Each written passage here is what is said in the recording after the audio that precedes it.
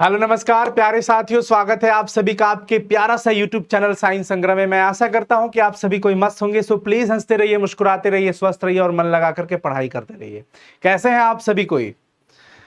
क्या आप हमें सुन पा रहे हो? एक बार सारे बच्चे कमेंट सेक्शन में मुझे बता देंगे हम लाइव आ चुके हैं और आप हमें सुन पा रहे हो अथवा नहीं।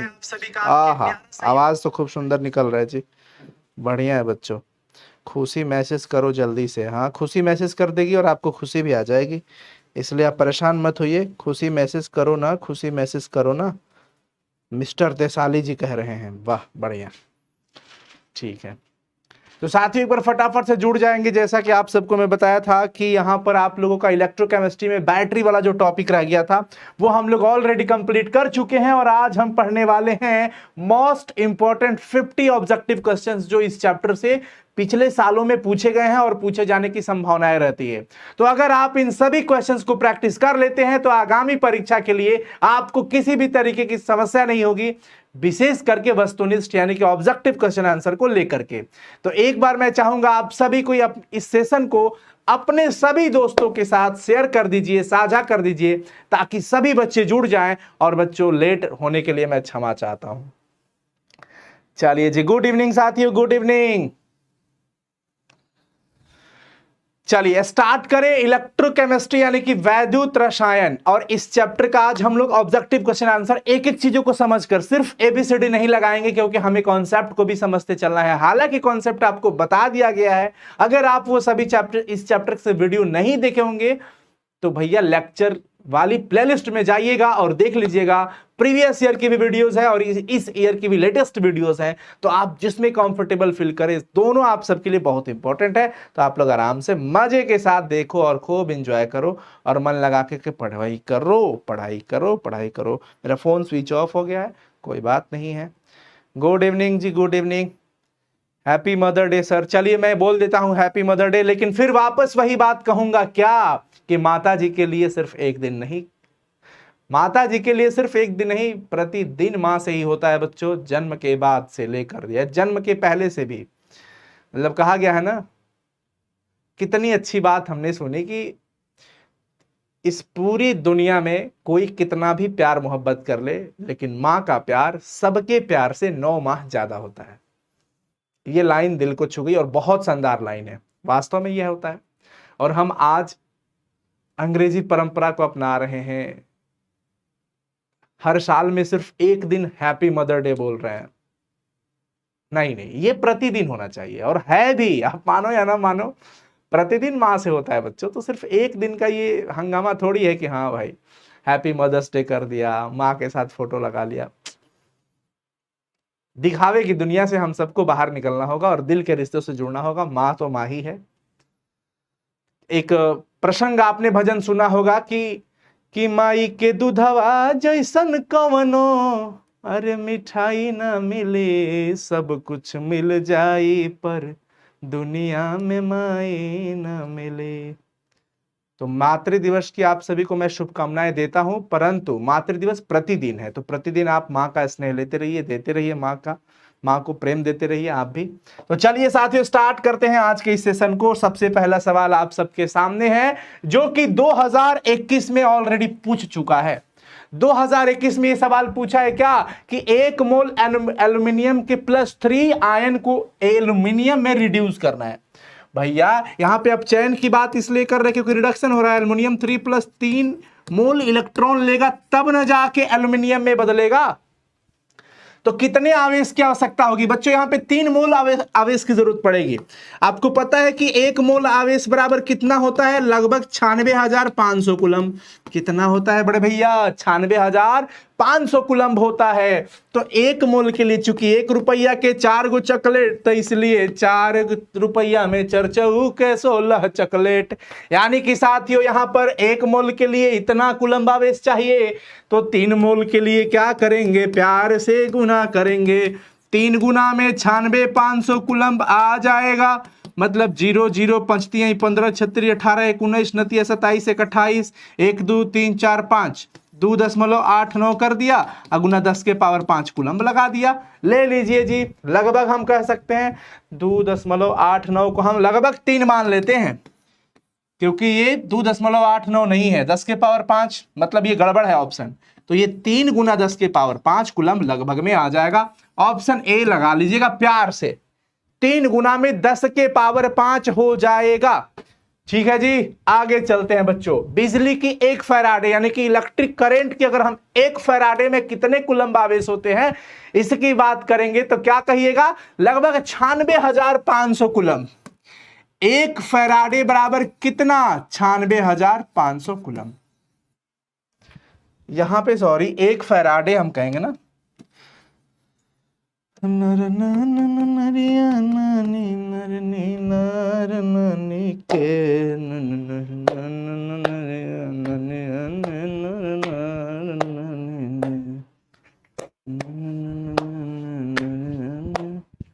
हाँ जी चलिए चलिए चलिए, क्या क्या क्या क्या क्या क्या क्या क्या क्या, okay okay, tata take care, class के बाद बात कर सकते हो मेरे से। हाँ जी बिल्कुल कर सकती हूँ आपसे बात, मैं कर सकती हूँ। धातुई पदार्थों में चालकता का क्या कारण होता है? अगर मान लीजिए कि यह एक धातु है तो धातुई पदार्थ जैसे लोहा हो गया, तांबा हो गया, एल्यूमिनियम हो गया, चांदी हो गया, कोई भी धात्विक सुचालक पदार्थ अगर वो विद्युत का सुचालक होता है तो उसके पीछे का कारण होता है क्योंकि उसके अंदर फ्री इलेक्ट्रॉन पाए जाते हैं। अगर फ्री इलेक्ट्रॉन नहीं पाया जाएगा तो एक डायरेक्शन में मूवमेंट नहीं होगी इलेक्ट्रॉनों का और इस प्रकार से चालकता का कारण नहीं बन पाएगा। लेकिन ध्यान रहे ये धातु पदार्थों के लिए होते हैं फ्री इलेक्ट्रॉन यानी कि मुक्त इलेक्ट्रॉन कहेंगे बच्चों। ऑप्शन बी करेक्ट होगा, ऑप्शन बी करेक्ट होगा। ठीक है आगे चलिए जी। वैद्युत अपघट्य में चालकता का कारण क्या होता है? What is the reason of conductivity in electrolytics, electrolytes? What is the reason for conductivity in electrolytes? यानी कि इलेक्ट्रोलाइट में वैद्युत चालकता के, सॉरी यार, वैद्युत अपघट्य के बीच, वैद्युत अपघट्य पदार्थों में जो चालकता होती है उसकी किसके कारण से होती है? जैसे मान लीजिए अगर हम NaCl के द्रवित पदार्थ की बात करें, NaCl के जलीय विलयन की बात करें, हम HCl के जलीय विलयन की बात करें, हम सोडियम कार्बोनेट के जलीय विलयन की बात करें, तो जो वैद्युत अपघट्य होते हैं इनके चालकता के लिए क्या उत्तरदायी है, क्या कारण है, किसकी उपस्थिति होनी चाहिए? आयन की उपस्थिति। तो यहां पे होना चाहिए बच्चों आयन। क्या होना चाहिए? आयन। कभी भी जब वैद्युत अपघट्य की बात करें ना, और हम लोग ऑलरेडी चर्चा भी की है कि वैद्युत अपघट्य को जैसे भी आप पानी में डालते हो, करंट देते हो, तो इनके जो यौगिक होते हैं आयनों में टूट जाते हैं, Na+Cl-, और इस प्रकार से इनका ना अलग अलग इलेक्ट्रोडों के विपरीत में क्या होता है, इनका मूवमेंट होने लगता है। तो इसलिए यहां पर हम क्या बोलेंगे कि आयन की वजह से। लेकिन जो ठोस पदार्थ होगा, जो धात्विक चालक होगा, उसके अंदर आयन नहीं होता, उसके अंदर तो फ्री इलेक्ट्रॉन होता है। आयन तो द्रवित और जलीय अवस्था में होता है, यानी कि वैद्युत अपघट्य में होता है, इलेक्ट्रोलाइट्स में होता है। समझ गए बच्चों?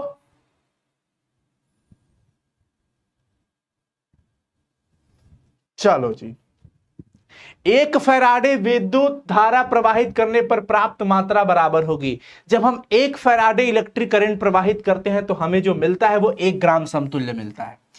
1 ग्राम इक्विवेलेंट कहते हैं, 1 ग्राम इक्विवेलेंट। उष्मा और विद्युत का अच्छा चालक इसमें से कौन दिख रहा है? जो कि उष्मा का भी चालक हो और विद्युत का भी अच्छा चालक हो, वो तो आपको ग्रेफाइट ही दिख रहा है ना, क्योंकि ग्रेफाइट विद्युत का इसलिए चालक होता है क्योंकि इसमें जो कार्बन होता है बच्चों, इस तरीके से जो सीट होती है, इस तरीके से,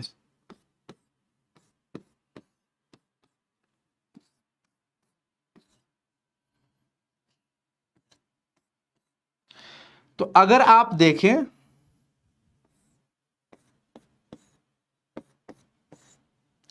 इस तरीके से सीट होती है। अगर हम इस कार्बन की देखें तो ये कार्बन अन्य कितने कार्बन से जुड़ा हुआ है? 3 कार्बन से।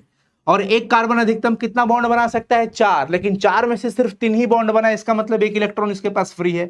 इसी प्रकार से अनेकों इलेक्ट्रॉन इसमें फ्री रहते हैं, लेकिन एक कार्बन के पास 1 इलेक्ट्रॉन फ्री रहता है। और आप जानते हैं कि जब भी फ्री इलेक्ट्रॉन रहेगा तो फ्री इलेक्ट्रॉनों की उपस्थिति विद्युत का सुचालक का कारण बनती है। इसलिए ग्रेफाइट क्या होगा बच्चों? विद्युत का सुचालक होगा। फैराडे के वैद्युत अपघटन नियम निम्न में से किससे संबंधित है? अगर हम फैराडे के वैद्युत अपघटन नियम की बात करें, जो कि 2016 के पेपर में पूछा गया बच्चों, 2016 में जब बिहार बोर्ड का एग्जाम हुआ था उस टाइम ये क्वेश्चन पूछा गया है कि फैराडे का वैद्युत अपघटन का नियम किससे संबंधित है? भैया धनायन के परमाणु भार से नहीं, धनायन की गति से भी नहीं, ऋणायन की भी गति से नहीं। आप क्या पढ़ते हैं? दो नियम पढ़ते हैं। एक पढ़ते हैं पहला m बराबर ZCT और दूसरा पढ़ते हैं क्या? आप पढ़ते हैं Z1 बट्टा में Z2 बराबर E1 बट्टा में E2, यानी कि समतुल्य भार, इक्विवेलेंट वेट से पढ़ते हैं आप। तो यहां पर देखिए इक्विवेलेंट वेट ऑफ इलेक्ट्रोलाइट, तो ये हमारा सही जवाब। 96,500 कूलम विद्युत CuSO4 के विलयन से मुक्त करता है कितना? एक समतुल्य, जो कि कितना हो जाता है? कॉपर का द्रव्यमान 63.5 बट्टा में कॉपर कितना आयन बना सकता है? Cu+2, जिसमें 2 इलेक्ट्रॉनों की ट्रांसफर होती है। तो यहां पे मैं 2 रखा, कट कुट के कितना लगा दिया? 31.76 ग्राम, यही से नहीं निकलता है जी। तो 31.76 ग्राम तांबा यहाँ पे मुक्त हो जाएगा। 31.76, बिल्कुल दिमाग में बिठा लीजिएगा सभी कोई, इसको दिमाग में बिठा लीजिएगा आप सभी। द्रवित सोडियम क्लोराइड 2013 के अलावा और भी ईयर में पूछा गया है ये सवाल। द्रवित सोडियम क्लोराइड के वैद्युत अपघटन से कैथोड पर क्या मुक्त होगा? भैया ये द्रवित है, इसका मतलब ये जलीय नहीं है, ये जलीय नहीं है, इसमें जल की मात्रा नहीं मिलाई गई है। तो NaCl को पिघला दिया गया, Na+Cl-। इसकी प्रेमिका का नाम है कैथोड, काहे से कि वो माइनस चार्ज है, दूल्हा प्लस है, और ये दोनों चले जाएंगे तारों के शहर में। चलो ले चले तुम्हें कहाँ? तारों के शहर में, धरती पे ये दुनिया हमें प्यार न करने देगी, टन टन टन टन। देखो जी बच्चों, ये क्लोरीन गैस के फॉर्म में जाएगा, कहां पे? एनोड पर, और कैथोड पर ये सोडियम धातु के रूप में जाएगा। तो कह रहे कि कैथोड पर कौन मुक्त होगा? तो कैथोड पर कौन मुक्त होता है जी? सोडियम। कौन मुक्त होता है जी? सोडियम। समझ गए? समझ गए सर जी। आगे चलिए, ये मैं बताया हूं पिछला क्लास में भी, LiCl, NaCl और KCl चालकता का क्रम पूछ रहा है। चालकता बच्चों, आपको पता है कि एक सिचुएशन में 2 आयन इतनी दूरी पर हैं और एक सिचुएशन में 2 आयन इतनी दूरी पे हैं। जब पास पास होंगे तो ऊंचाई ज्यादा होगा, प्यार मोहब्बत ज्यादा होगा, यानी कि आकर्षण बल ज्यादा होगा तो अट्रैक्शन का भाव ज्यादा होगा। जब अट्रैक्शन का भाव ज्यादा होगा तो दूर दूर रहना पसंद नहीं करेंगे, एक दूसरे से दूर रहना बिल्कुल ना पसंद करेंगे। कहानी बनती है ऐसा कि जब पास पास आयन रहेंगे तो बच्चों इन पर आकर्षण बल इतना प्रभावी रहता है कि ये तेजी से मूवमेंट नहीं कर पाते हैं एक दूसरे के प्रभाव के कारण, क्योंकि ये इसको पकड़ के रखता है, ये इसको पकड़ के रखता है। आई मिस यू, मेरे पास आ जाओ। हाँ तो पास ही तो है, लेकिन एक सिचुएशन में हम क्या करते हैं कि जब हम तनुता कर देते हैं, डाइल्यूशन करते हैं, हम पानी का अमाउंट बढ़ा देते हैं। तो पानी का अमाउंट बढ़ने से क्या होता है? बीच में दूरी आ गई। ये कैसी आई दूरी, क्या आना था इसका जरूरी, तू बता दे मेरा दिल, तू बता दे। तो जब ये डिस्टेंस पे आते हैं ना तो इन दोनों पर प्रभाव खत्म हो जाता है, बहुत कम हो जाता है पहले की तुलना में, और ये इस प्रकार से कुछ तेजी में चलना शुरू कर देते हैं, यानी कि चालकता बढ़ जाती है। तो इस बात को निश्चित रूप से गांठ बांध लीजिए, ध्यान में रख लीजिए। क्या? हाँ, क्वेश्चन नंबर भी लिखो। सही बोल रहा है, कौन बोल रहा है ये बात? कि हाँ, साहिद जी कह रहे हैं कि अरे भाइयों क्वेश्चन नंबर के साथ आंसर लिखो कि किसका आंसर तुम सही लगा, मतलब ए लगा रहे हो, बी लगा रहे हो। प्यारे साथियों, अपने पास यहां पर है LiCl, फिर है अपना NaCl, फिर है अपना KCl। भाई सोचिए, Li और Cl के बीच इतनी दूरी, इसकी इतनी दूरी, और इस भाई साहब की इतनी दूरी। कारण क्या है? क्योंकि जब आप पीरियोडिक टेबल में ऊपर से नीचे जब आते हैं तो परमाणु आकार बढ़ने के साथ साथ सॉरी परमाणु त्रिज्या बढ़ने के साथ साथ आकार बढ़ता है, क्योंकि आकार मतलब त्रिज्या, त्रिज्या मतलब आकार होता है। तो बच्चों यहां पर अगर मैं आपसे पूछूं कि किसकी चालकता ज्यादा होगी, तो आपका जवाब होना चाहिए कौन तेजी से चलेगा, जो पास पास है वो कि जो दूर दूर है वो? जो पास पास है वो तो दूर ना चलेगा। क्लोजअप का प्रचार आपने देखा होगा, पास आओ पास आओ पास आओ ना, हो ना, ये सब गाना ना चलेगा। तू जा तू जा तू जल्दी यहां से जा। आप लोग मत चले जाना भाई, मैं इनकी बात कर रहा था। अब यहां पर डिस्टेंस इसकी ज्यादा है तो सबसे ज्यादा चालकता इसकी होगी, फिर इसकी कम। तो भैया KCl सबसे पहले, फिर NaCl और फिर LiCl। देखिए जी अपना क्लास ऐसे ही होता है, जिसकी मस्ती जिंदा है उसकी हस्ती जिंदा है, नहीं तो वो जबरदस्ती जिंदा है। इसलिए पढ़ाई को एंटरटेन करके टॉपिक को समझ लीजिए, इसी में भलाई है, मेरा ये मानना है। मैं ऐसे ही मतलब मुझे अच्छा लगता है, बाकी आपकी मर्जी। 1 फैराडे बराबर कितना होता है? क्या कितना होता है? देख रहे हैं कूलम्ब की बात कर रहा है। 1 फैराडे बराबर 96,500 कूलम्ब। एग्जैक्ट वैल्यू की अप्रॉक्स वैल्यू होता है, समझ गए जी? यानी कि 1 F बराबर 96500, 1 फैराडे बराबर 96,500 कूलम्ब। तो ध्यान रखिएगा सभी कोई, ठीक है? आगे बढ़ते हैं। किसी सेल अभिक्रिया की साम्यावस्था पर सेल का विद्युत वाहक बल क्या होगा? 2021 में पूछा हुआ सवाल। ऐ बिहार के शेरों, जल्दी से आंसर लगाओ इस सब का, जल्दी से लगाइए आप सभी को। PDF मिलता है ना, PDF तो डेली मिलता है। टेलीग्राम ज्वाइन करिए साइंस संग्रह का। अगर कंफ्यूज होते हैं कि सर बहुत साइंस संग्रह दिख रहा है टेलीग्राम पे, तो भैया डिस्क्रिप्शन चेक कर लीजिए वीडियो का, उसमें लिंक दे दिया हूं। उसी लिंक को टेलीग्राम को इंस्टॉल करने के बाद क्लिक मारिएगा। तो बच्चों का जवाब आ रहा है ऑप्शन बी।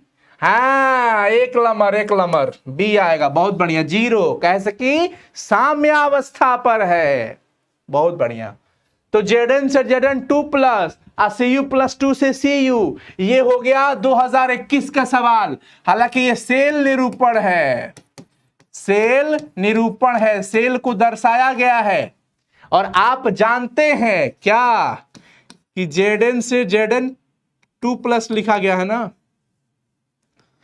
और इधर क्या दिया गया है? Cu 2 प्लस से Cu दिया गया है।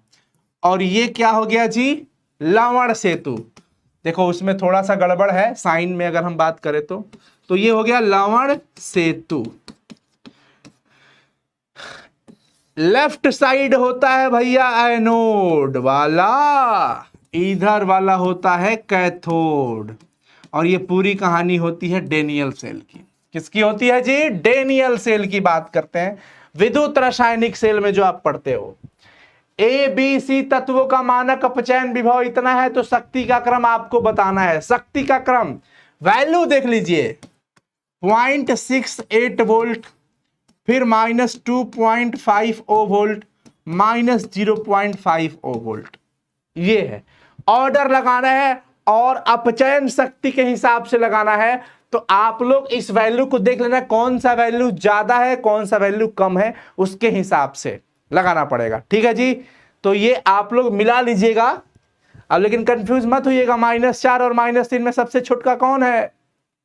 -4 और -3 में सबसे छोटा कौन है?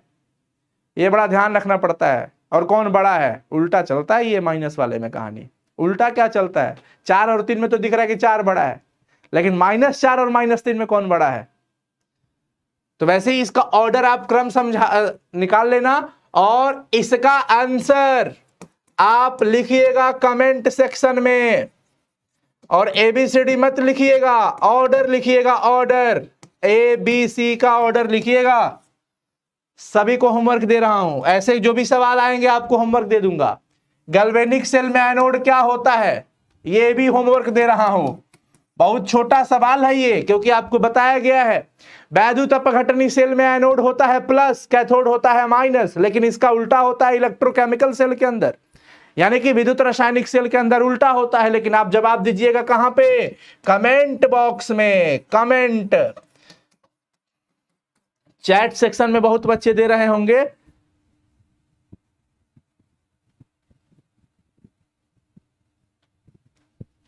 हाँ चलिए, ओके ओके ओके। वैसे तो आप लोग का आंसर आ गया, इसका निगेटिव होता है, ठीक है। अपोलो मिशन में जो सेल यूज हुआ था, कौन सा यूज हुआ था? अपोलो मिशन के बारे में आप लोग समझे होंगे, फ्यूल सेल, ईंधन सेल। और आपको मैं बताया था कि बच्चों ईंधन सेल जो होता है, फ्यूल सेल जिसको हम लोग कहते हैं, उसको हाइड्रोजन ऑक्सीजन, क्या कहते हैं? हाइड्रोजन ऑक्सीजन ईंधन सेल। अपोलो मिशन में प्रयुक्त फ्यूल सेल में उपयुक्त ईंधन कौन है? हाइड्रोजन ऑक्सीजन, जिसको हम चर्चा किए थे पिछले वाले क्लास में। इसकी उच्च दक्षता होती है, प्रदूषण नहीं करता है, ये समझते हैं ना, प्रदूषण विहीन होता है ये। स्पेस में फ्यूल सेल को देखिए आ गया, स्पेस मतलब अंतरिक्ष में, स्पेस में फ्यूल सेल को दूसरे शक्ति उत्पादक की तुलना में ज्यादा श्रेयस्कर माना गया है, अच्छा माना गया है। कारण क्या है इसका? क्योंकि भैया इसकी दक्षता उच्च होती है, प्रदूषण रहित होता है, नहीं प्रदूषण मुक्त होता है, इसका वेट बहुत कम होता है। इन सभी कारणों से, इन सभी कारणों की वजह से इसको श्रेयस्कर माना गया है, इसको श्रेयस्कर माना गया है, इसको प्रीफर्ड किया जाता है कि ये बहुत अच्छा है। समझ गए? सर लाइट चली गई है और आंधी चल रहा है तेज, कृति कुमारी कह रही हैं। हालांकि बात तो सही कर रही हैं। सर आज तूफान आएगा, आ सकता है, आ सकता है, आ सकता है भैया, आ सकता है। संचारण को प्रभावित करने वाले मुख्य कारण, संचारण यानी कि जंग लगने की बात करते हैं, मुख्य कारण है। 2012 का ये सवाल पूछा गया है।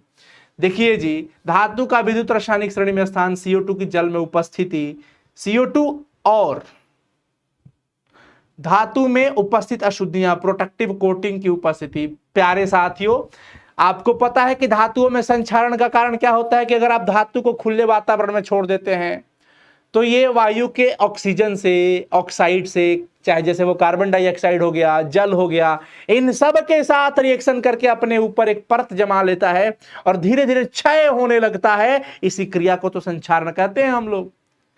तो जब ये वातावरण के गैसों से जल के साथ रिएक्शन कर जाए तो क्या हो जाएगा? जंग लग जाएगा, संचारण की प्रक्रिया आ जाएगी। अब जब इसके ऊपर प्रोटेक्टिव लेयर ही आ जाएगा तो थोड़ी जंग लगेगा। तो पेंट करके, ग्रीस लगा करके, वार्निश लगा करके हम लोग इसको बचाते हैं। अलग अलग तरीका होता है जंग से बचाने का, संचारण से बचने का। समझ में आया कि नहीं आया? समझ गए जी, वेरी गुड। आगे चलिए, निम्नलिखित में से कौन द्वितीयक सेल है? सवाल 2011 में भी पूछा है, उसके अलावा भी सेंटअप एग्जाम में पूछा है, बोर्ड एग्जाम में पूछा है। प्यारे साथियों, कई बार ना आप अगर ये सोचते हैं कि सिर्फ फेमस टॉपिक से क्वेश्चन आता है, ऐसा नहीं है। कई बार नॉन फेमस टॉपिक से भी क्वेश्चन पूछ लिए जाते हैं। समझे क्या? तो प्यारे साथियों, यहां पर द्वितीयक यानी कि सेकेंडरी सेल की बात कर रहा है। सेकेंडरी सेल दैट मींस की रिचार्जेबल सेल, वैसा सेल जो एक बार समाप्त हो जाने के बाद हम उसका यूज दोबारा आसानी से कर सकते हैं, वो हमारा हो जाता है लेड स्टोरेज बैटरी। अर्धसेल अभिक्रिया के लिए स्टैंडर्ड यानी कि मानक इलेक्ट्रोड विभव इतना दिया है। कह रहा है कि विद्युत वाहक बल निकालिए पूरे सेल रिएक्शन का। ये सेल रिएक्शन दे दिया है और आपको इससे निकालना है ना, तो निकाल दीजिए ना, दोनों को ऐड कर दीजिए। चूंकि एक ऑक्सीडेशन वाला और एक रिडक्शन वाला, तो रिडक्शन वाला के लिए ये वैल्यू हो जाएगा -0.41 वोल्ट। अब टोटल निकाल दीजिए ई नॉट सेल, ईएमएफ वैल्यू निकालोगे ना तो 0.76 प्लस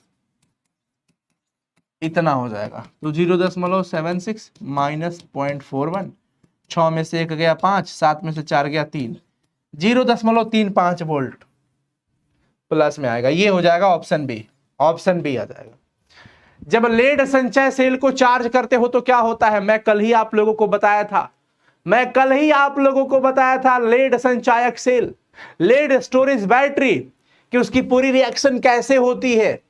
जब हम वो डिस्चार्ज होता आता है और जब हम उसको इलेक्ट्रिसिटी से कनेक्ट करते हैं, विद्युत से जोड़ते हैं बच्चों, तो वापिस रिवर्स रिएक्शन होता है जिसमें H2SO4 बनता है, रीजेनरेट होता है, पुनरुत्पादन होता है उसका। और इस वजह से बैटरी पुनः चार्ज हो जाती है, बैटरी पुनः चार्ज हो जाती है, समझे क्या जी। तो H2SO4 पुनः उत्पन्न होता है, सल्फ्यूरिक एसिड इज रीजनरेटेड जी। हाइड्रोजन ऑक्सीजन ईंधन सेल का होता है पार्ट। हाइड्रोजन ऑक्सीजन सेल जो आपने पढ़ा, किस सेल का, निम्नलिखित में से किस तरह का सेल है, मैंने अभी तुरंत चर्चा किया, ईंधन सेल का। कौन से सेल का, ईंधन सेल का बच्चों। गैल्वेनिक सेल में एनोड क्या होता है, माइनस की प्लस, माइनस होता है, ऋणात्मक इलेक्ट्रोड होता है, निगेटिव होता है। गैल्वेनिक सेल में जो आप पढ़ते हो कि आपके पास पता चलता है ना कि इधर जेडन का छड़ रहता है और इधर भैया कॉपर का छड़ रहता है, इसको तार के माध्यम से जोड़ दिया गया और यहां पर हमारा हो जाता है उल्टी यू आकार की लवण सेतु हो जाता है।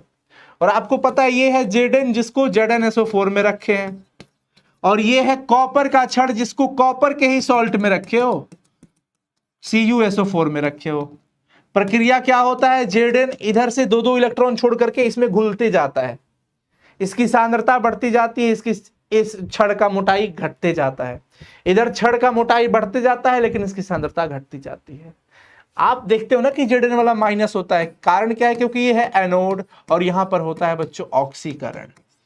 क्या होता है, ऑक्सीकरण। और पूरा कॉन्सेप्ट मैं आपको वीडियो में बता भी दिया हूं, ऐसे चर्चा भी कर दिया। आगे चलते हैं जी। KNO3 का संतृप्त विलयन लवण सेतु बनाने के लिए उपयोग किया जाता है, क्योंकि बच्चों अगर हम बात करें K+ की और NO3- की, तो ये लवण सेतु के माध्यम से जाकर यहां पर क्या करते हैं, वैद्युत अपघट्य को विद्युत उदासीन करने का काम करते हैं। तो इनकी गतियां लगभग समान होती है। K+ और NO3- की जो मूवमेंट है बच्चों, मोबिलिटी जो है इनका, वो लगभग सेम होता है। इस वजह से हम इसको लवण सेतु में भी इस्तेमाल कर लेते हैं, समझे क्या। लाइट चली गई है, बात सही है। 96,500 कूलम वाला मैं अभी बताया बच्चों कि कॉपर का द्रव्यमान कितना होता है, 31.76, और बट्टा में से U+2 मतलब ट्रांसफर्ड इलेक्ट्रॉन 2 रहा, संयोजकता उसकी 2 रहा। तो संयोजकता भी समझ लीजिए, एक ही बात आ गई। सॉरी भैया, ये 63.5 होगा, 63.5, ये काट कूट के आ गया 31.76, 31.76। समझ गए क्या, ऑप्शन बी, ऑप्शन बी। जब सीसा संचय बैटरी को आवेशित करते हो तो सल्फ्यूरिक अम्ल पुनः बन जाता है। सॉरी भाई, यहाँ पे एक दो क्वेश्चन रिपीट हो गया, मैं माफी चाहता हूं। ये भी रिपीट हो गया, मैं माफी चाहता हूं। सोडियम मुक्त होगा, हाँ ये अलग है। Al3+ के विलयन से Al3+ के 9 ग्राम को जमा करने में कितना आवेश चाहिए, 9 ग्राम। देख लो, Al3+ को 3 इलेक्ट्रॉन मिलता है तो Al बनता है, यानी कितना ग्राम, 27 ग्राम। अब 27 ग्राम के लिए 3 फराडे चाहिए, समझ रहे हो। 27 ग्राम के लिए कितना फराडे चाहिए, 3, इसलिए एक के लिए 3/27, इसलिए 9 ग्राम के लिए 3/27 गुना में 9, 9 × 27, 3 से 3 खत्म, 1 फराडे। 1 फराडे का मतलब कितना हो गया, 96,500 कूलम, 96,500 कूलम। ऑप्शन बी लगा लेना मेरे भैया, ऑप्शन बी लगा लीजिएगा। अगले सवाल पे चलिए। द्वितीयक सेल यहां पर लेड स्टोरेज बैटरी ही होगा। चालकता की इकाई, यानी कि चालकता कह दिया, यानी कि ये हो गया विशिष्ट चालकत्व, विशिष्ट चालकत्व कहिए, यानी कि कंडक्टिविटी या स्पेसिफिक कंडक्टेंस, यानी कि कप्पा की बात कर रहा है। कप्पा बराबर क्या होता है, 1/ρ। 1/ρ का मात्रक होता है ओम सेंटीमीटर, ये ऊपर चला जाएगा तो ओम इनवर्स सेंटीमीटर इनवर्स हो जाएगा। बड़े प्यार से लगाइए ओम इनवर्स सेंटीमीटर इनवर्स की जय, और प्रेम से बोलिए इलेक्ट्रोकेमिस्ट्री की जय जय। शुद्ध जल में विद्युत धारा का प्रवाह काहे नहीं होता है, क्योंकि उसके अंदर कोई आयन ही नहीं है। जब तक आयन का मूवमेंट नहीं होगा, आयन होगा नहीं, तब तक वो विद्युत धारा का सुचालक नहीं होगा। कौन, वैद्युत अपघट्य, कोई भी वैद्युत अपघट्य या कोई भी द्रवित पदार्थ, समझ गए जी। चलिए, आयनीकृत नहीं रहता है। बहुत ध्यान से, सावधानी हटी दुर्घटना घटी, दुर्घटना से देर भली, थोड़ा समय ले लीजिए लेकिन क्वेश्चन को अच्छे से समझ लीजिए। निम्नलिखित में से कौन से तत्व को जब हाइड्रोक्लोरिक अम्ल में डालते हैं तो हाइड्रोजन गैस नहीं निकलता है? केदारनाथ का माली आलू जरा फीके सड़े पकाता है, क्यूट हरी आएगा और पीटेगा। बच्चों, हाइड्रोजन से ऊपर मोस्ट रिएक्टिव, हाइड्रोजन से नीचे लिस्ट रिएक्टिव, यानी कि ये ऊपर बहुत ज्यादा रिएक्टिव है और नीचे कम रिएक्टिव है। अब कहानी ऐसा है कि जो नीचे है वो अम्ल से अभिक्रिया करके हाइड्रोजन गैस मुक्त फुक्त नहीं करता है, नहीं करने वाला। अब हाइड्रोजन से नीचे Ag दिख गया, Ag ZnMgSn आपको ऊपर दिख रहा है, Zn यहां पे दिख गया क्या? जी सर। Mg यहां पे दिख गया क्या? जी सर। Sn दिख गया क्या? यस।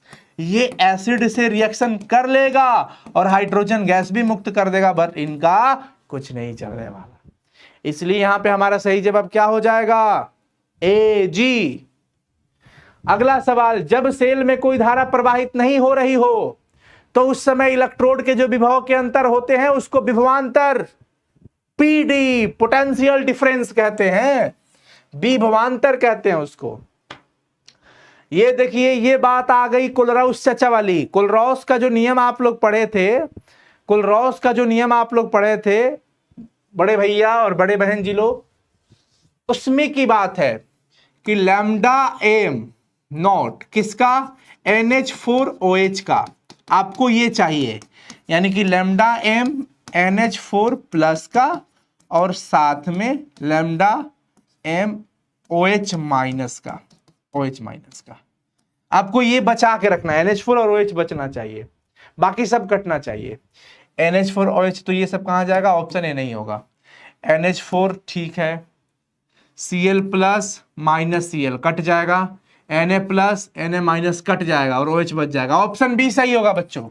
ऑप्शन बी इसलिए सही होगा कि जब आप NH4 प्लस प्लस में Cl माइनस लैम्डा लगा के, लेकिन मैं शॉर्ट में लिख रहा हूं, Na plus plus OH minus, इसको देखो Na प्लस की बात कर रहा हूं, ये माइनस का चिन्ह है यहाँ पे, तो ये माइनस Na प्लस और माइनस Cl माइनस। इससे क्या होगा कि Cl माइनस से Cl माइनस कट गया, Na प्लस से Na प्लस कट गया, बच गया NH4 और OH। ये बच गया ना। एक सेकंड बच्चों, एक कॉल है, अच्छा बाद में बात होगी, पहले पढ़ लेते हैं। तो समझ गए ना? ऑप्शन बी आप लोग बनाइएगा, इसमें कुछ नहीं होगा, ये ऑप्शन बी होगा। वैद्युत अपघट्ट के विलयन के लिए कौन सा कथन सही नहीं है?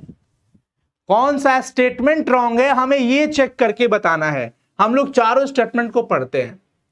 विलयन की चालकता आयनों के आकार पर निर्भर करता है, चालकता विलयन की श्यानता पर निर्भर करती है, चालकता विलयन में उपस्थित आयनों के विलायक योजन पर निर्भर नहीं करती है, चालकता ताप बढ़ने से बढ़ती है।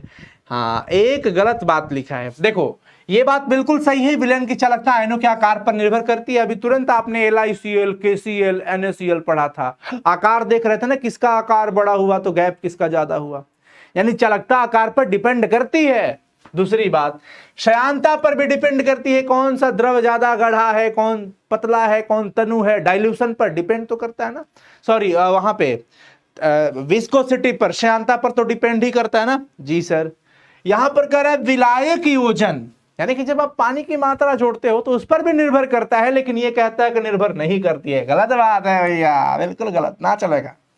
ऑप्शन सी रॉन्ग है, ये बात गलत लिखा हुआ है। चालकता ताप बढ़ने से बिल्कुल बढ़ती है, टेम्परेचर बढ़ाने पर चालकता बढ़ती है, क्योंकि उसको ऊर्जा मिलता है, मूवमेंट बढ़ेगी उसकी। समझ गया ना? तो ऑप्शन सी यही गलत बात लिखा है और हमारा सही जवाब सी हो जाएगा। Al2O3 से 1 मोल एल्यूमिनियम प्राप्त करने के लिए आवश्यक आवेश की मात्रा क्या होगी? ये देखिए छोटे छोटे न्यूमेरिकल है, कॉन्सेप्ट वाले न्यूमेरिकल। भैया Al2O3 है, अब Al2 है ना, तो आपको तो पता है ना कि Al3 प्लस को 3 इलेक्ट्रॉन मिलता है तो ये एक एल्यूमिनियम में चला जाता है, लेकिन यहां पर 2 की बात है, तो 2Al के लिए द्वितीय यहां पर कितना करना पड़ेगा? 6 इलेक्ट्रॉन करोगे? जी सर, और यहां पर 2 लगा दिया। कहानी समझिएगा, यानी कि 2 मोल के लिए ये 6 फैराडे चाहिए। हाँ, यही समझना है। 2 मोल एल्यूमिनियम के लिए इलेक्ट्रॉन कितना हो गया? 6 फैराडे। यहां पे दिख रहा ना 6 फैराडे। 2 मोल एल्यूमिनियम के लिए 6 फैराडे था, लेकिन आपको चाहिए 1 मोल, इसलिए भैया 1 मोल एल्यूमिनियम के लिए क्या हो जाएगा? 6/2 3 फैराडे, 3F। ऑप्शन सी लगा दीजिएगा। अगला देख लीजिए जी बड़ा भैया, विद्युत अपघट्य विलयन की चालकता किस पर डिपेंड करती है? इलेक्ट्रोलाइट्स की कंडक्टिविटी डिपेंड्स किस पे करती है? समझिएगा, विद्युत अपघट्य की प्रकृति पर बिल्कुल करता है कि वो कैसा है, कौन सा पदार्थ है, उसकी सांद्रता क्या है, उसकी आयनाइजेशन की मात्रा क्या है, कितने % आयनों में टूटा है, यानी कि उपरोक्त सभी, ऑल ऑफ दिस। अगला देख लीजिए, आयनिक विभव की मोलर, आयनिक विलयन की मोलर चालकता किस पर डिपेंड करती है? आयनिक विलयन की मोलर चालकता, हाँ ध्यान रखना है, आयनिक विलयन की मोलर चालकता किस पर डिपेंड करती है, किस पर निर्भर करती है, यह सवाल पूछा है।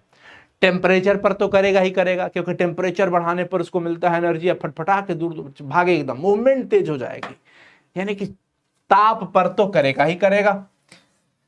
इलेक्ट्रोडों के बीच की दूरी से इसको कोई लेना देना नहीं है, लेकिन विद्युत अपघट्य की सांद्रता पर तो डिपेंड करता है ना, है? सांद्रता पर तो डिपेंड करता है, यानी ए और सी दोनों, बोथ ए एंड सी दिए गए सेल में है। ये वाला देखो, ये लवण सेतु से बाएं तरफ में क्या होता है? जो Mg से Mg2+ दिखा, इसका मतलब यहां पे ये Mg क्या किया है? 2 इलेक्ट्रॉन त्याग करके Mg2+ में बना, इसका मतलब यहां पे ऑक्सीकरण हो गया, और ये वैसे भी एनोड हो गया। बीच में दिखा 2 बड़का खंभा, लवण सेतु है, ये लवण सेतु का संकेत है, और एनोड इस तरफ में और ये कैथोड इस तरफ में, समझे क्या? तो ये हो गया कैथोड। चलिए, अब कह रहा है, अब इसकी अगर हम रिएक्शन की बात करते हैं तो टोटल सेल रिएक्शन जो आप लिखोगे, कैसे लिखोगे भैया? Mg जो है Mg+2 में बदल रहा है क्या? जी सर। 2 इलेक्ट्रॉन त्याग कर रहा है क्या? जी सर। भाई Cu2+ की बात कर लो, Cu2+ क्या कर रहा है? ये त्यागा हुआ 2 इलेक्ट्रॉन ग्रहण करेगा क्या? जी सर। Cu में बदलेगा क्या? जी सर। अर्ध सेल, जी सर। दोनों को जोड़ेंगे तो पूरा सेल मिल जाएगा, जी सर। जोड़ लीजिए भैया, Mg+ Cu+2 हो जाएगा, इलेक्ट्रॉन से इलेक्ट्रॉन पानी पिएगा इन लोग, खत्म कहानी, टाटा बाय बाय। और ये Cu, यानी कि नेट सेल रिएक्शन ये मिल गया। तो Cu वाला कैथोड है, बात सही है, Cu जो है कैथोड के रूप में है, Mg का छड़ एनोड के रूप में है, बात सही है। ये सेल रिएक्शन है नेट, बिल्कुल सही है, Mg+U2+ Mg2++ Cu। उपरोक्त सभी, यानी कि सारी चीजें बिल्कुल सही मेंशन किया गया है, सारी चीजें बिल्कुल सही मेंशन किया गया है बड़े भैया। निम्नलिखित में से कौन सा कथन गलत है? गलत स्टेटमेंट हमें चुनना है। देखिए जी, कॉपर सल्फेट को जिंक के पात्र में रखते हैं, ये गड़बड़ बात है, क्योंकि अगर आप रख लीजिएगा ना तो ये क्या हो जाएगा? ZnSO4 प्लस में Cu हो जाएगा, क्या हो जाएगा ना? क्योंकि आप समझिए ना, जिंक कॉपर को विस्थापित कर देगा, कारण कैसे? Copper is less react, less ही होता है ना, हाँ कॉपर जो होता है जिंक की तुलना में कम क्रियाशील होता है, इस वजह से ये उसको हटा देगा, 2 थप्पड़ मारेगा हटा देगा। कॉपर की तुलना में जिंक अधिक सक्रिय है, ये बात सही है। जब E0 सेल का वैल्यू 0 हो जाता है तो विद्युत धारा प्रवाहित होनी बंद हो जाती है। किसी सेल द्वारा कार्य करने के लिए ए सेल का वैल्यू धनात्मक होना चाहिए। तो पहला ऑप्शन जो है यही रॉन्ग, गड़बड़ लिखा हुआ है, ऑप्शन ए गड़बड़ लिखा हुआ है। गिब्स ऊर्जा डेल्टा जी का जो वैल्यू होता है -NFE के बराबर होता है। n क्या है? नंबर ऑफ ट्रांसफर्ड इलेक्ट्रॉन, जैसे आपने पढ़ा Zn+2 में बना 2 इलेक्ट्रॉन त्याग करके, 2 इलेक्ट्रॉन ना, और फिर वही 2 इलेक्ट्रॉन कॉपर ने लिया Cu2+ ने और Cu में बदल गया। तो बच्चों यहां पर n का वैल्यू कितना हो जाएगा 2। जब कोई 1 इलेक्ट्रॉन ट्रांसफर करके लेन देन कर रहा हो तो वहां पर n का वैल्यू 1 हो जाएगा, जहां पे 2 हो रहा है वहां पे 2 हो जाएगा, जहां पे 3 हो रहा है वहां पे 3 हो जाएगा। F क्या है, फैराडे है, और E जानते हैं E सेल है, E0 सेल की बात जो आप लोग करते हैं। और एक होता है डेल्टा G0, जो मानक वाली बात आती है, स्टैंडर्ड की बात आती है, -NFE0। तो यहां पर -NEF कहिए या NFE कहिए, बात बराबर है। शुष्क सेल यानी कि लेक्लांचे सेल के लिए कौन सा कथन असत्य है, लेक्लांचे सेल को कौन सा कथन असत्य है उसको लेकर के, लेक्लांचे सेल यानी कि ड्राई सेल, यह एक प्राथमिक बैटरी है, बिल्कुल सही बात है, क्योंकि वो रिचार्जेबल नहीं है, वो दोबारा से चार्ज नहीं होता। इसे विद्युत धारा के प्रवाह द्वारा पुनः आवेशित किया जा सकता है, नहीं, ये गड़बड़ बात लिखा है, ये नहीं होगा। इस सेल में जिंक का एक पात्र एनोड का कार्य करता है, ये बात सही लिखा हुआ है। कार्बन ग्रेफाइट की छड़ जो होती है चारों ओर से चूर्णित मैग्नीज डाइऑक्साइड तथा कार्बन से घिरी होती है, ये कैथोड का कार्य करता है, ये भी बिल्कुल सही है, कल मैं आपको बताया था बैटरी के बारे में। लेकिन भैया इसे चार्ज नहीं कर सकते हैं, तो ऑप्शन हमारा बी हो जाएगा ना, ऑप्शन बी हो जाएगा। शुष्क सेल का विद्युत वाहक बल क्या होता है, लगभग 1.5 वोल्ट, और ये मरकरी सेल का दिख रहा है आपको 1.35 वाला, शुष्क सेल यानी कि ड्राई सेल का। निम्न में से कौन सा पदार्थ विद्युत का चालक नहीं है, विद्युत का चालक कौन नहीं है, देखिए NaCl का जलीय विलयन चालक होगा, NaCl का जलीय विलयन, क्योंकि इसको जल में डाला गया ना, तो बच्चों ये आयनित हो गया, Na+ और Cl- में ये आयनाइज्ड हो गया, तो भैया जिसमें आयन आ जाए वो तो विद्युत का सुचालक ही होगा ना। जी सर, CuSO4 का विलयन है, इसमें भी तो आयन आ जाएगा, Cu+2 का और SO4-2 का। ग्रेफाइट विद्युत का चालक होता ही है, ये तीनों चालक होते हैं, लेकिन रवादार NaCl नहीं होगा, यानी कि ये क्रिस्टल के फॉर्म में है। तो क्रिस्टल के फॉर्म में आप सूखा हुआ नमक ले लीजिए, तो क्या वो विद्युत का सुचालक हो जाएगा, नहीं, वो या तो द्रवित रूप में रहे या जलीय अवस्था के रूप में रहे, तब ना आयन में बदलेगा, और जब तक आयन में नहीं बदलेगा तब तक वो विद्युत का सुचालक नहीं होगा। यानी कि बच्चों यहां पर जो रवादार NaCl आप देख रहे हैं ना, यह विद्युत का सुचालक नहीं होगा, समझे जी। अगला सवाल कुछ होगा, वैद्युत अपघटन का नियम किसने दिया था, फैराडे ने। किसने दिया था, फैराडे ने। फैराडे का प्रथम नियम क्या है, M = ZCT, M = ZCT दिख रहा है ना, मैं पहले भी बताया था आप सभी को। सेल स्थिरांक किसको बोलते हो, L/A को। L क्या है, 2 इलेक्ट्रोडों की बीच की दूरी, A क्या है, इलेक्ट्रोड के अनुप्रस्थ काट का क्षेत्रफल, L और A के रेशियो को, अनुपात को कहा जाता है सेल स्थिरांक। विद्युत अपघटन में ऑक्सीकरण कहां होता है, एनोड पर ऑक्सीकरण होता है हमेशा। विशिष्ट प्रतिरोध, विशिष्ट प्रतिरोध की बात किया है, विशिष्ट चालकता नहीं, यानी कि रो की बात किया है। तो रो के लिए यूनिट जो आपसे पूछा वो क्या होगा, ओम सेंटीमीटर। कारण कैसे कि रो R बराबर क्या होता है, रो L/A। तो जब आपसे रो पूछेगा तो RA/L होगा। जी सर, R का मतलब क्या हो गया, ओम हो गया, एरिया हो गया सेंटीमीटर स्क्वायर, और नीचे लेंथ हो गया सेंटीमीटर। x सेंटीमीटर से x सेंटीमीटर कैंसिल आउट हो गया, क्या बचा बच्चों, ओम और सेंटीमीटर। तो ये हो गया ओम सेंटीमीटर, ऑप्शन सी लगा देना सभी कोई, ओम सेंटीमीटर। 1-2 स्लाइड्स और दिख रहा है।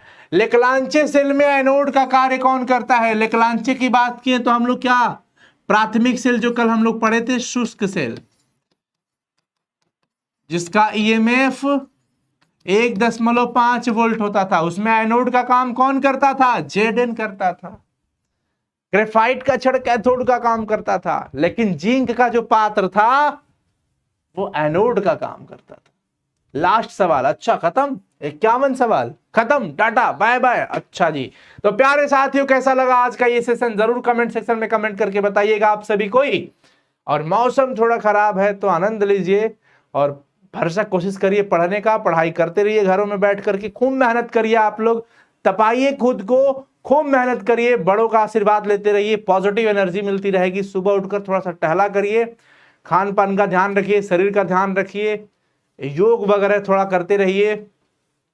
बाकी परिश्रम ही सफलता के मार्ग के माध्यम से आपको आपके मंजिल तक पहुंचाएगी। तो एक बात ध्यान रखिएगा सभी कोई, जीवन में अगर सफल होना है तो कांटे भरे रास्तों से गुजरना होगा। फूल भरे रास्ते नहीं मिलेंगे, इन रास्तों में कांटे मिलेंगे बच्चों, और उन कांटों पर चलकर आप जा करके अपने मंजिल की प्राप्ति कर लेंगे। दुनिया आपके साथ नहीं होगी, लोग आपको डिमोटिवेट करते रहेंगे। बहुत ऐसे लोग मिलेंगे, कुछ ही ऐसे लोग मिलते हैं जो आपको मोटिवेट भी करते हैं। तो ध्यान रखिएगा, मंजिल की प्राप्ति के लिए कांट भरे रास्तों से गुजरना है, और जिस दिन आप ठान लिए कि हाँ हमें गुजरना है तो गुजरना है, तो निश्चित रूप से मैं दावे के साथ कह सकता हूं कि आपको आपके मंजिल से कोई दूर नहीं रख सकता, कोई नहीं दूर रख सकता। ठीक है बच्चों, तो आप सभी कोई कमेंट सेक्शन में कमेंट करिएगा कैसा लगा सेशन, और फिर अगले सेशन में हमारे आपकी मुलाकात होगी। All the very best, bye, take care बच्चों, लव यू ऑल। और पीडीएफ टेलीग्राम पर, कहां पे, टेलीग्राम पर ज्वाइन कर लीजिए, डिस्क्रिप्शन में लिंक है, कंफ्यूज मत होइएगा कि किस वाले टेलीग्राम पे। टेलीग्राम पे बहुत सारे साइंस संग्रह मिल जाएंगे, लेकिन ऑफिशियल तो हमारा वाला वही है।